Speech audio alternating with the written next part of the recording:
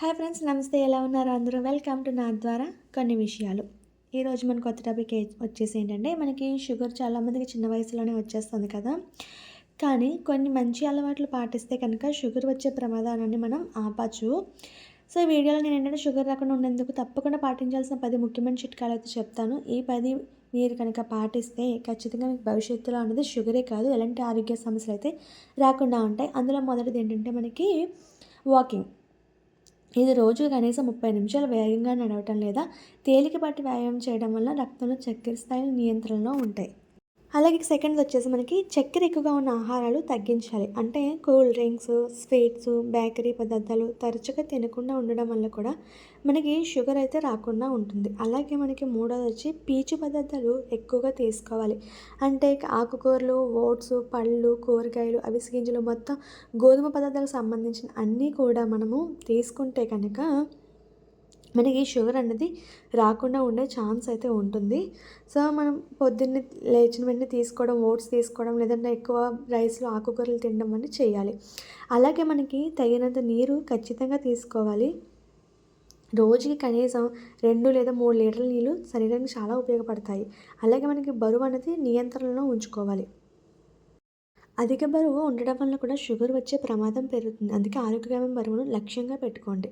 అలాగే ఇంకోటి మనకి ఇంపార్టెంట్ ఏంటంటే, మనకి ఖచ్చితంగా 7 గంటల నుంచి 8 గంటల వరకు నిద్ర అనేది చాలా అవసరం శరీరానికి. దీనివల్ల రోగ నిరోధక శక్తి అనేది మనకి పెరుగుతుంది. అలాగే ప్రతిరోజు కూడా 1 గంట సేపు మాత్రం ఒత్తిడిని తగ్గించుకోవాలి. అంటే మనం వ్యాయామం అనేది చాలా ఇంపార్టెంట్. ఇప్పుడు మనందరం చేసే జాబ్‌కి ఖచ్చితంగా ఒత్తిడి అనేది గట్టిగా ఉంటుంది. సో దానివల్ల ఏంటంటే, మనకి నచ్చిన పని మనం చేయాలి. అయితే యోగా చేయాలి, లేదంటే సేపు కూర్చొని మనం సాంగ్స్ వినటం కానీ, లేదంటే వాకింగ్ చేయటం కానీ, ఇలా మీకు నచ్చింది ఏదైనా సరే తీసుకొని స్ట్రెస్ అనేది తగ్గించుకోవాలి. ధ్యానం చేయడం వల్ల కూడా మనకి ఒత్తిడి అనేది తగ్గించుకోవచ్చు.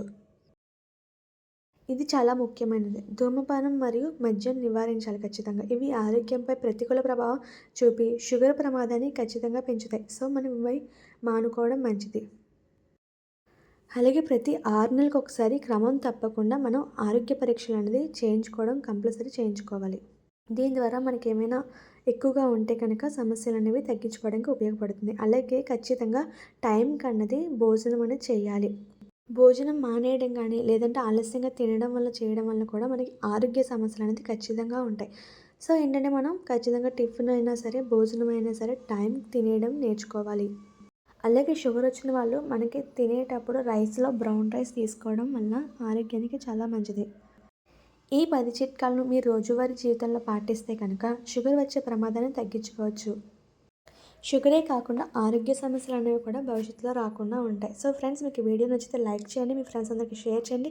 మరిన్ని వీడియోస్ ఛానల్ ఇప్పుడే సబ్స్క్రైబ్ చేసుకోండి. మీకు ఈ వీడియో ఎలా అనిపించిందో కామెంట్ సెక్షన్లో కామెంట్ అయితే తెలియజేయడం అసలు మర్చిపోవద్దు.